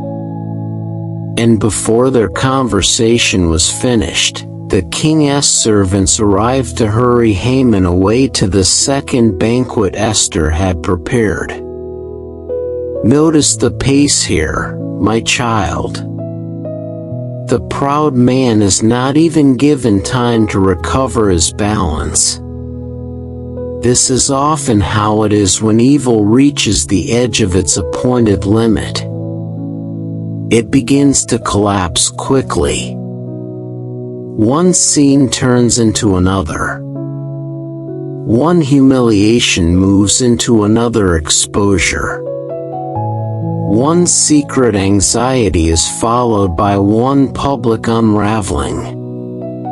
Do not assume that because darkness has stood for a while, it will stand forever. There are moments when its downfall accelerates all at once. Now we come to Esther's second banquet. Esther had prepared with fasting. She had stepped into the court. She had waited with wisdom. She had not rushed her words. She had let the moment ripen. And now the time to speak had come. The king again asked her what she desired, and this time Esther revealed the true burden of her heart. She asked for her life, and for the life of her people. She explained that they had been sold to destruction, to be killed and annihilated. She named the evil not as an inconvenience, but as a sentence against the innocent. My child, there comes a time when wisdom must become speech. Silence has its season, but so does truth spoken plainly. Esther does not stay forever in the hidden. She does not remain forever in the language of banquet and invitation. When the appointed hour arrives, she tells the truth. This is important for you to learn. Discernment is not endless postponement. Patience is not permanent avoidance. If I teach you to wait, it is so that when the time comes, your words may carry greater weight, not so that you will never speak at all. And notice how Esther speaks. She does not make the matter abstract. She does not speak as if the evil were distant from her. She says, "Grant me my life, and spare my people." There is holy power when truth is spoken personally, clearly, and without disguise. Some burdens break open only when someone finally names them before the right ears. Some injustices remain hidden until courage gives them words. Esther had moved from hidden identity to open intercession. This was not only bravery, it was fullness of purpose. The very secret she once had to carry quietly now became central to the rescue.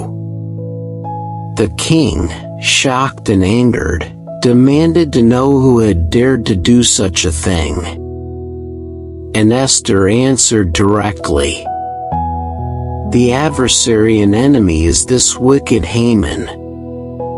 In that moment the mask tore open. What had been hidden beneath smooth speech, influence, and royal access was brought plainly into the light.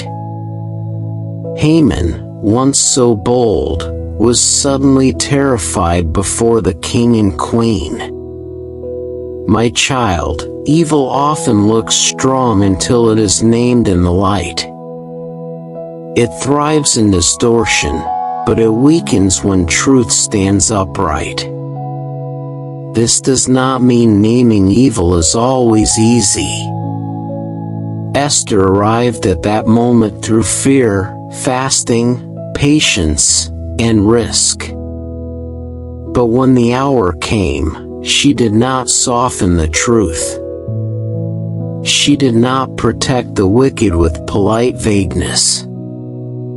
She did not bury reality beneath fear of offense. She named the enemy.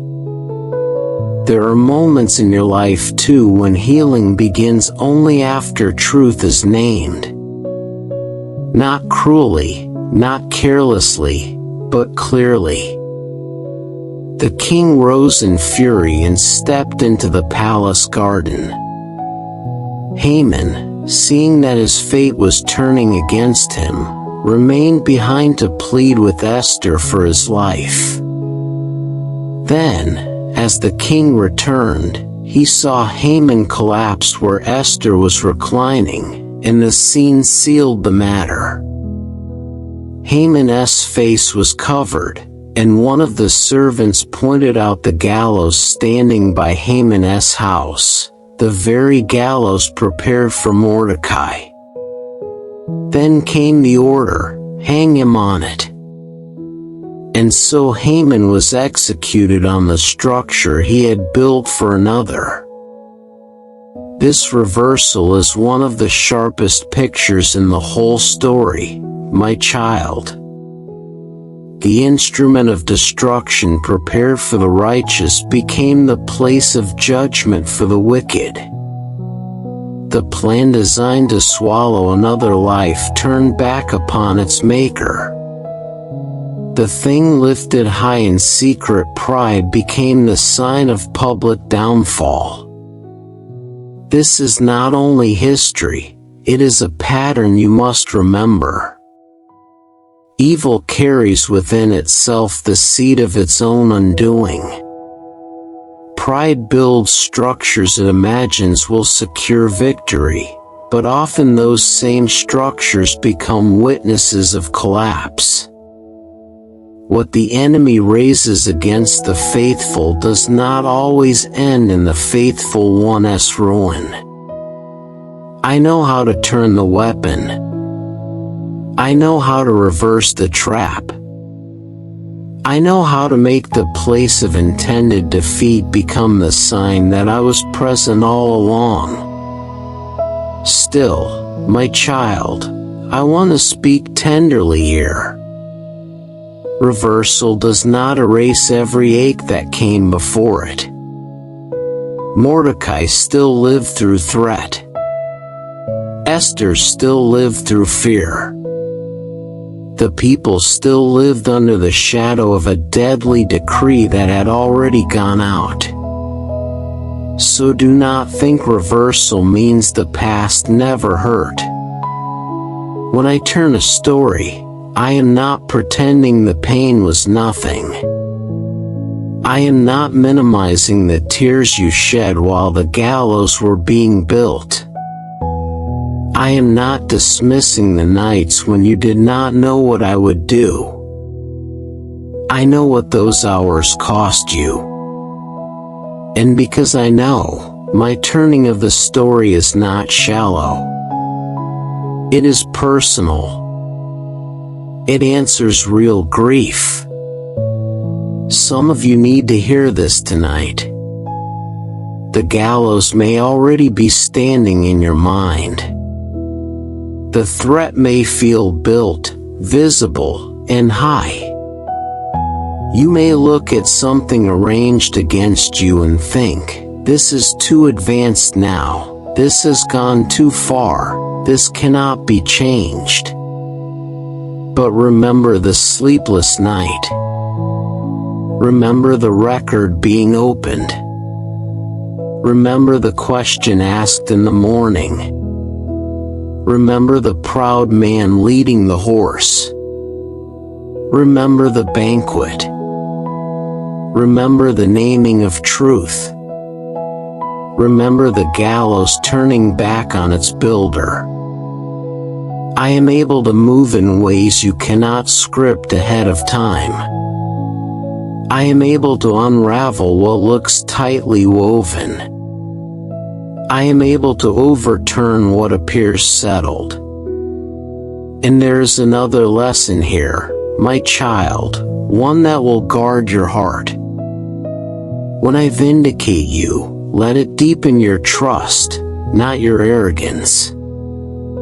Mordecai did not become self-drunk. Esther did not use truth to glorify herself. The point of my turning is not to teach you to worship victory, but to teach you to trust me more deeply. When I answer you, stay humble. When I expose what was hidden, stay humble. When I reverse what others built against you, stay humble. Humility keeps the heart clean in both suffering and deliverance. As this part closes, the king's anger subsides after Haman is hanged, but the larger story is not yet fully resolved. The enemy has fallen, but the decree remains in the land. This too is important, my child. One breakthrough does not always mean the whole battle is finished. One turning point can open the next stage of healing, but not complete it all at once. Do not become discouraged by this. The fact that one evil has been judged means the path for fuller rescue is opening. Esther and Mordecai still have work ahead. But now the direction of the story has changed. The proud has fallen. The righteous has been honored. The hidden truth has been spoken. The first great reversal has come.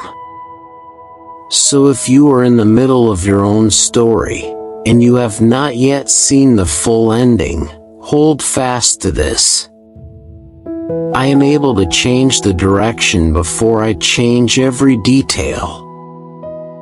I am able to begin the turning before you see the final piece. I am able to expose the enemy before I restore all that was threatened.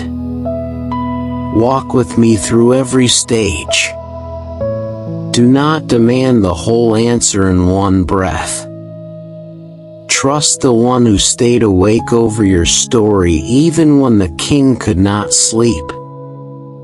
My child, I do not sleep through the nights that trouble you. I do not miss the record of your faithfulness. I do not ignore the gallows built in secret. I do not fail to see when pride rises too high. I do not lose the moment for truth to be spoken. And I do not leave the righteous forever under the shadow of what evil has prepared.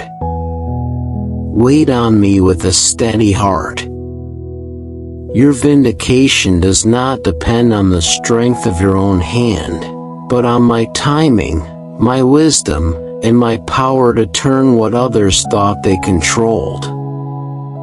Prayer. My Lord, when I feel forgotten, remind me that you remember. When the enemy seems prepared, remind me that you can still turn the story. Keep me humble in both waiting and vindication, and teach me to trust your timing more than what I see before me. My child, now we come to the last movement of this story, and I want you to listen with a quiet heart, because this part is about more than survival. It is about what I do after the darkest threat begins to break. It is about what happens when fear no longer rules the whole house. It is about how I can take a people who were marked for sorrow and lead them into relief, joy, remembrance, and purpose. Many people think the greatest miracle is simply escaping danger. But often my deeper work is what comes after the danger starts to lift. I do not only pull you out of the pit, I teach you how to stand again. I do not only stop the immediate threat, I begin restoring dignity, courage, and gladness.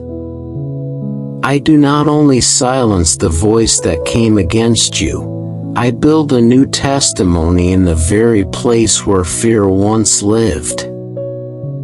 After Haman fell, Esther was given his estate, and Mordecai came before the king, because Esther revealed how he was related to her. The king removed his signet ring, the symbol of authority once given to the enemy, and placed it into the hands of Mordecai. Esther then set Mordecai over the house that had belonged to Haman. My child, look closely at the tenderness and strength in this turning. What the enemy once held is not left untouched. Authority shifts. Stewardship changes hands. The place once used for harm becomes a place entrusted to one who walks in faithfulness. I want you to see that when I move, I do not always restore by returning everything to how it once was. Sometimes I restore by changing who carries the authority. Sometimes I heal by placing what was misused into better hands. Many of my children pray only for removal of pain, but not for renewal of stewardship. They ask me to take away the harmful thing, but do not yet understand that I may also want to place new responsibility in their hands. Mordecai was not merely spared, he was entrusted. Esther was not merely protected, she was strengthened in her role. The story did not stop with the enemy exposed. It continued into a new ordering. This is important for you to understand, my child. Deliverance is not always the end of responsibility. Often it is the beginning of wiser responsibility. Once fear loosens its grip, I begin teaching you how to carry what comes next. Still, the danger was not entirely gone. Haman was dead, but the decree he had set in motion still stood in the provinces.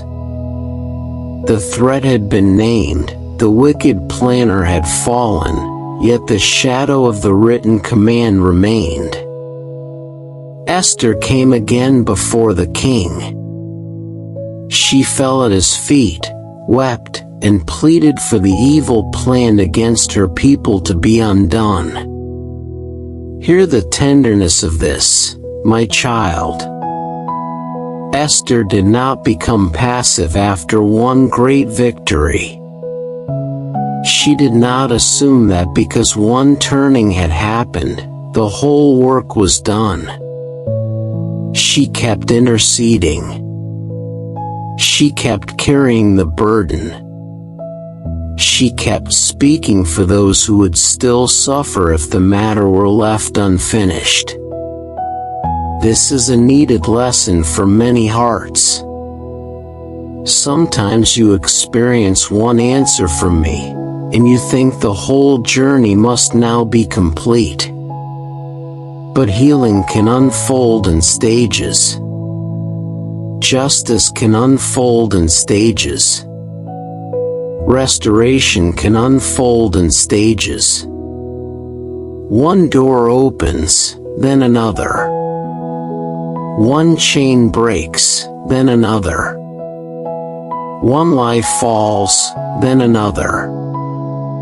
Do not grow tired if the first reversal is not the final one. Esther teaches you how to stay faithful beyond the first breakthrough. She teaches you not to stop praying just because the first answer has arrived. The king extended the golden scepter again, and Esther stood before him. She asked that a new decree be written to overrule the destruction planned against the Jews. The king answered that the previous order could not simply be revoked in the usual way, but he gave authority for another decree to be written in the king's name, sealed with the royal ring, granting the Jews the right to defend themselves. So the royal scribes were called, and a new command went out through the provinces, written in every language, sent with speed, carried outward across the vast reach of the kingdom. My child, there is deep comfort here. I am not helpless before what has already been written over your life by fear, by cruelty, by injustice, by false judgment, or by the schemes of others. Even when something dark has already gone out into the world, I know how to send another word. I know how to write another decree. I know how to bring a new authority into the place where the old threat once ruled.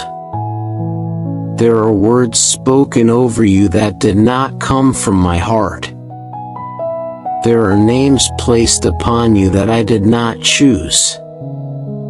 There are judgments that tried to shape your future in ways that do not agree with my truth. But I am able to speak again. I am able to send out a better word. I am able to bring my authority where darkness thought it had the final sentence. The new decree did not tell the people of God to remain passive under attack. It gave them the right to gather, to stand, to protect their lives, their families, and their communities. This matters, my child, because faith is not the same as helplessness. Trusting me does not always mean standing still in every situation. There are moments when I call you to endure quietly, and there are moments when I call you to stand with courage. There are seasons for waiting, and there are seasons for action. Discernment is needed. The people of God were not told to pretend the threat was gone. They were told to prepare, to gather, and to stand. Some of my children think holiness means never resisting what is wrong. They imagine gentleness means the absence of strength. But true gentleness is not weakness, and true trust is not passivity. There are times when love must protect. There are times when truth must stand firm. there are times when a surrendered heart must still rise with courage. I do not form my children to be ruled by panic, but neither do I form them to surrender to darkness when I have called them to stand. The Jews were given permission to defend life, and that permission itself became part of the turning of the story. When Mordecai left the king's presence, he wore royal garments of blue and white, a great crown of gold, and a purple robe of fine linen. The city of Susa rejoiced. For the Jews there was light, gladness, joy, and honor. In every province and every city where the king's word came, there was rejoicing, feasting, and celebration. My child, do not miss the beauty of this shift. The city that had once been bewildered by the decree of destruction was now alive with joy because another word had gone forth.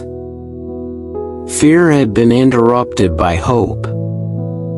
Confusion had been interrupted by celebration.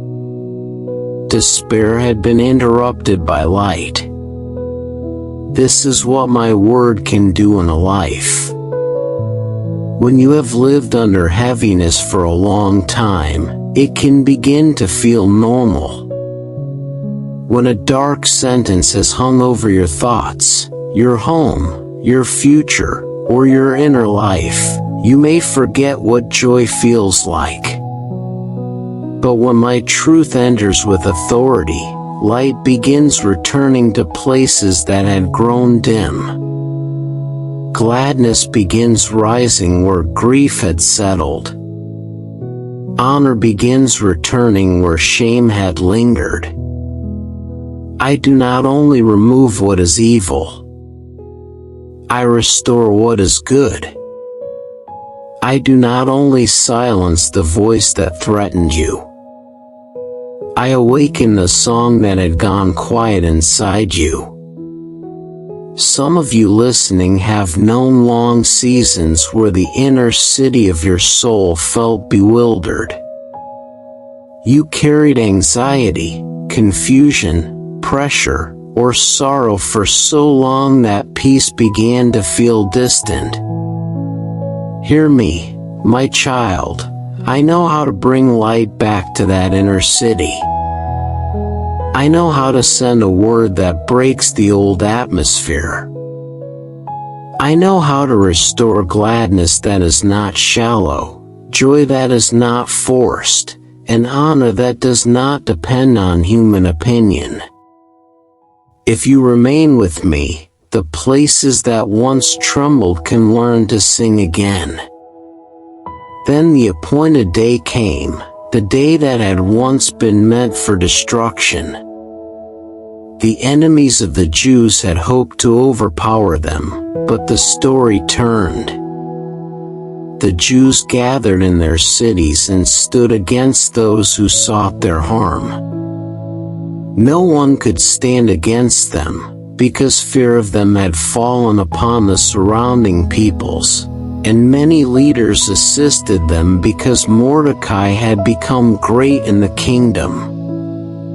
What had been designed as a day of annihilation became a day of reversal. My child, this is one of the strongest truths in the whole story. The very day marked for your downfall can become the day of my intervention. The date the enemy circled with confidence can become the place where his confidence breaks. The time appointed for your ruin can become the time of my vindication. You may not understand how I will do it while you are still under the shadow of the threat.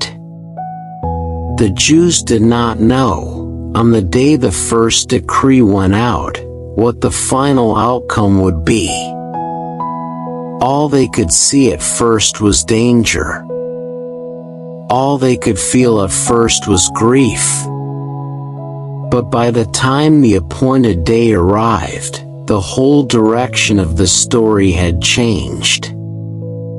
So I say to you, my child, do not interpret your future only by the first decree.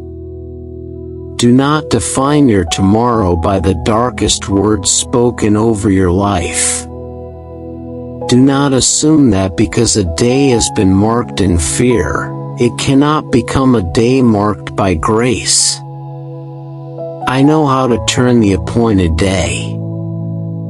There was conflict, there was struggle, and there was judgment upon those who had sought to destroy the Jews. The story does not hide that.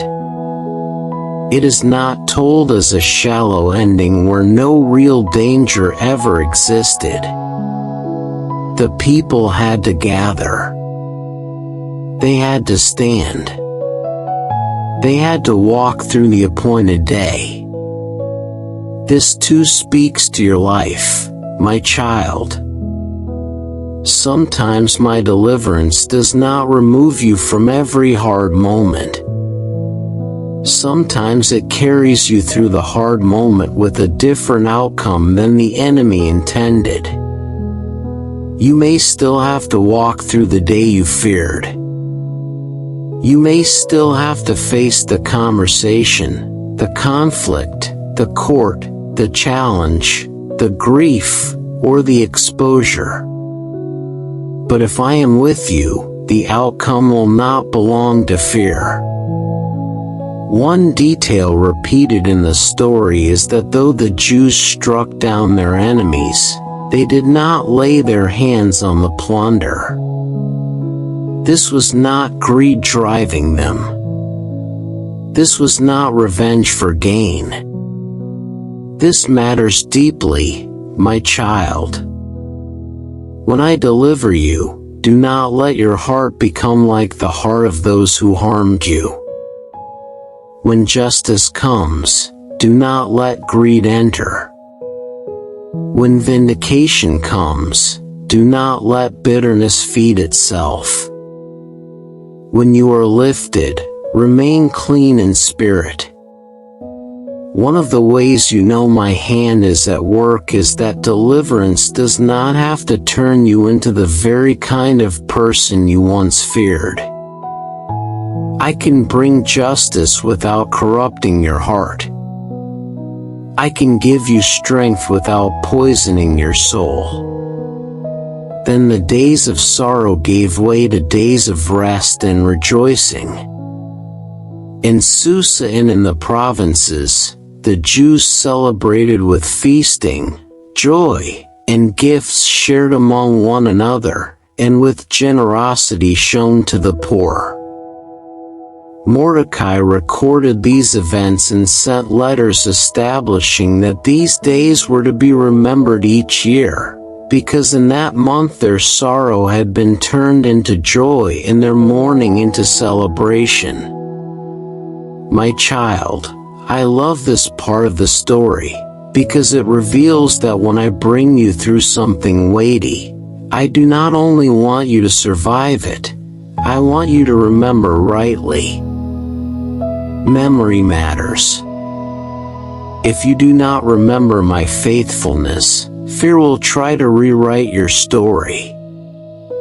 If you do not remember the night I sustained you, the lie will say you were always alone. If you do not remember the day I turned the decree, despair will say the future still belongs to darkness. This is why the people were given a way to remember. They were not only rescued, they were taught to mark the rescue. They were given a practice of remembrance so that what I had done would not fade into ordinary forgetfulness. Many of my children rush too quickly past deliverance. They want the pain to be over, and once it is over they do not slow down long enough to let gratitude shape memory. But remembrance builds strength. Gratitude builds steadiness. testimony builds courage for the next generation. When you remember what I have done, you are less easily shaken by what you have not yet understood. The feast of remembrance becomes a shield against future fear. So when I bring you through something, do not bury it beneath busyness. Mark it. Tell it. Give thanks. Share with others. Let your children know. Let your inner life remember that I did not fail you. I also want you to notice that the celebration included gifts of food to one another and gifts to the poor. Real joy does not close in on itself. Real deliverance becomes generous. When sorrow turns to joy in a holy way, the heart begins to overflow toward others. My child, if I comfort you, learn to comfort. If I feed you, learn to share. If I bring you into relief, do not forget those still carrying heavy burdens. One sign that joy has become healthy in you is that it makes room for others. The people did not only feast for themselves, they extended goodness outward. This is my way. I do not rescue you so that your story ends in self-centered relief. I rescue you so that your life becomes part of the relief of others. Then the story closes by noting the greatness of Mordecai. He became second in rank to the king, honored among his people, respected because he sought the good of his people and spoke for their welfare. My child, look at how different this is from Haman. Haman rose for himself and fell through pride. Mordecai rose and used his place for the good of others. This is the difference between selfish elevation and entrusted authority. One seeks honor to feed itself. The other carries authority as service. One bends the world inward. The other pours its strength outward. If I ever lift you, let it be like Mordecai. Seek the good of others. Speak for their welfare. Let influence become stewardship, not vanity. Some of you want to be lifted, and it is not wrong to desire that I use your life in meaningful ways. But ask me for the heart to carry influence cleanly. Ask me to protect you from Haman's spirit and form in you Mordecai's spirit. A seat is not the true prize. The true prize is a heart that remains faithful whether seated high or standing at the gate. The true prize is to be able to do good with what I entrust. The true prize is not being seen, but being useful in love. And Esther too remains a beautiful witness in this story. She began hidden, she was prepared in silence, she was positioned without fully seeing why, she trembled before her calling, she fasted, she stepped forward, she spoke with wisdom, she revealed the truth, she interceded again, and she stood until her people were brought into relief. My child, I want you to hear the shape of that life, because some of you are living pieces of it now. You may be in the hidden season. You may be in the preparing season. You may be in the fasting season. You may be in the frightening season where the court still lies ahead. You may be in the waiting between the first banquet and the second. You may be in the season where the enemy has fallen but the old decree still echoes. Or you may be entering the season of joy after long heaviness. Wherever you are, remember this: I have not lost the thread of your story. This whole journey has been teaching you one great truth, my child. I am at work before you see it. I am at work when you are being prepared. I am at work when darkness grows bold. I am at work when your fear rises. I am at work when you fast. I am at work when you step into the court. I am at work in the sleepless night. I am at work in the opening of records. I am at work in the exposure of pride. I am at work in the new decree. I am at work in the appointed day. I am at work in the feast of remembrance. There has never been a part of the story where I was absent. So let this settle deeply into your heart tonight. The sorrow of your life is not the only language your story will ever speak. Mourning is not the final chapter. Fear is not the final authority. Shame is not the final name. The decree of darkness is not the final word. I am able to turn sorrow into joy, mourning into celebration, hidden faithfulness into visible fruit, trembling obedience into lasting testimony. I am able to take the month that once carried fear and make it a month of remembrance for my faithfulness.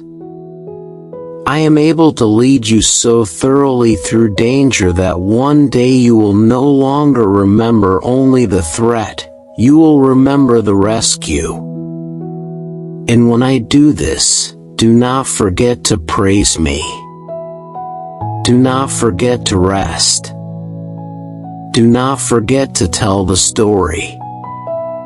Do not forget to share with others. Do not forget the poor. Do not forget the frightened. Do not forget the ones still in sackcloth while you are now feasting. Let your healing become a doorway of compassion. Let your gratitude become generosity. Let your remembrance become a living testimony that strengthens other hearts. My child, I have not called you only to survive. I have called you to remember, to rejoice, to give thanks, to bless, and to live with a heart made softer by mercy and stronger by truth. What I have done in this story, I still do in many ways. I still raise the hidden. I still humble the proud. I still strengthen the trembling. I still turn the decree. I still bring light where bewilderment ruled. I still turn mourning into joy. And I still teach my children to mark my faithfulness so they will not lose courage in future days. So lie down in peace tonight with this assurance. I am the God who remembers. I am the God who turns. I am the God who restores. I am the God who brings relief at the appointed time. I am the God who can take what was meant to break you and make it part of the story that strengthens you. Stay close to me, and I will teach your heart not only how to endure the hard days, but also how to receive the good days with gratitude, humility, and open hands. prayer. My Lord, turn my sorrow into deep joy. Teach me to remember your faithfulness. Keep my heart humble when you restore me. Make me generous with the comfort you give, and help me live for the good of others in every season you lead me through.